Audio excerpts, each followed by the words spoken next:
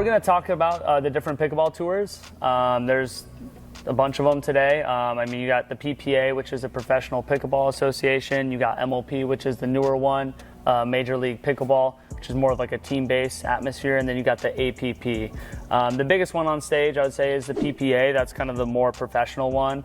That's also I'd say the highest skill level as well, where a lot of pros are entering it and they're getting a lot of money for playing in it. So that's more of like a higher caliber, especially even at the amateur level. They're a little bit more intense and like a lot of numbers in the tournaments. So that's the PPA. They're also kind of the first tour that I remember. That was the Pickleball Professional Association. That was kind of the first big pro pickleball tour.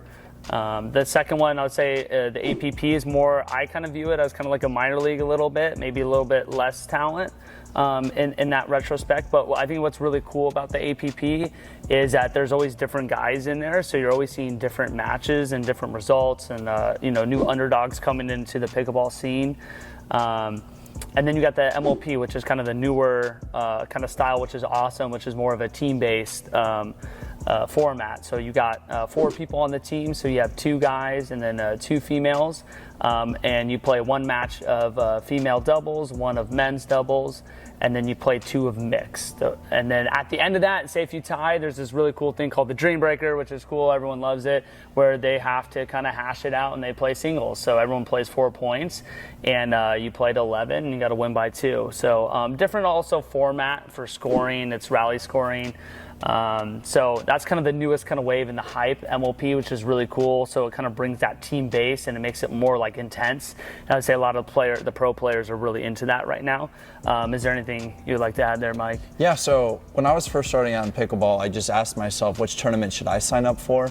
And I had a buddy who told me that the best tournaments you can do are the ones that you will have fun at, and I think that the tournaments you'll be seeing mostly are the local ones as well. So if you want to sign up for your first tournament, I recommend doing a round robin, just to make sure you ensure that you get all the games in, instead of playing in these big tournaments where you might face sandbaggers, which means people playing above, they're playing below their actual level to get a medal. And in the PPA and APP, you see a lot of people playing down, sandbaggers. So don't get discouraged. I would try out a local round robin, and the APP and PPA, they probably come to your town maybe once, if you're lucky, twice a year.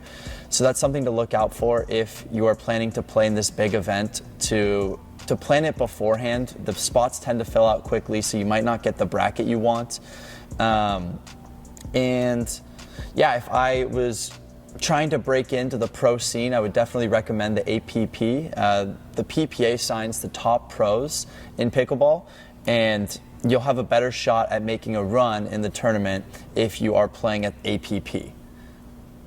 Yeah, so if you're kind of just first getting into it, your local tournaments is kind of, I'd say, the best option, just because it's going to enhance your, it's going to be fun. You're not going to be playing against a guy who are way out of your skill level, and that's kind of the thing right now in pickleball, and they're trying to adjust that with the duper, which is like the skill level, skill rating.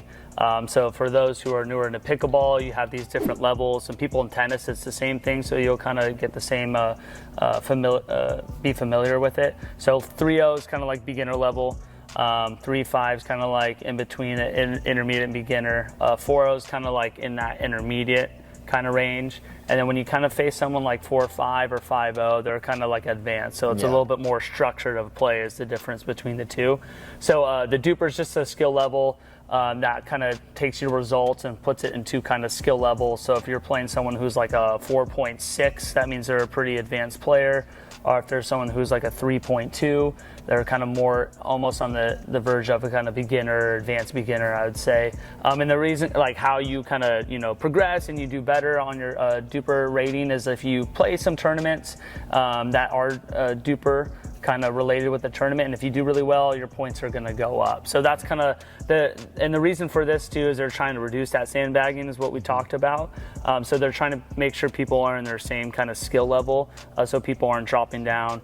There is kind of like there are a little bit newer, so they're trying, there's still people that are sandbagging, because you have to have so many results to kind of have like a established, I'd say, duper level, because when you first play like your first 10 matches, there's that little asterisk next to it. Yeah. So you kind of have to, the problem I'd say with duper right now is you have to have so many games implemented to make it like a legit rating. So they're trying to work on the sandbagging part, and duper is kind of one of their ways to do that. It's also, I'd say, like a good way to kind of see where you're at skill level wise. But those are kind of the different skill levels out there on the court. So if some people are like, oh, I'm like a 3.0, that means they're kind of more of a beginner. If they're like a 4.0 plus, they're kind of beginning more into like a structured play. So they're kind of advanced players. So that's something quick that you might hear on the courts, is a duper rating and stuff like that. That's just pretty much what it means. So I would say if there's a tournament in the local area, try it out, do a local one. If you're kind of doing pretty good, then try an APP or a PPA if they come to town, and that gives you some experience, and go back to the drawing board and get after on the courts. Yeah, and if you want to watch pickleball too, you can go to MLP. That is my favorite one to watch. It's a team atmosphere, like Josh said, and only thing you should probably eat beforehand, because the hot dogs are $17. Yeah. Awesome. So that's kind of the tours and the MLP. Like I said, that's kind of the crazy hype right now. It's super cool, super fun. The players are really like emotional and into it, so it's really cool to see that part. And that's also, I'd say, the top pro pickleball players, that's their favorite tournament in the year. Yeah. So it's really cool, because it's not just one or two people dominating. You have to have a good team and actual to win, right? So that's kind of basically the tours and the MLP kind of setup in Duper.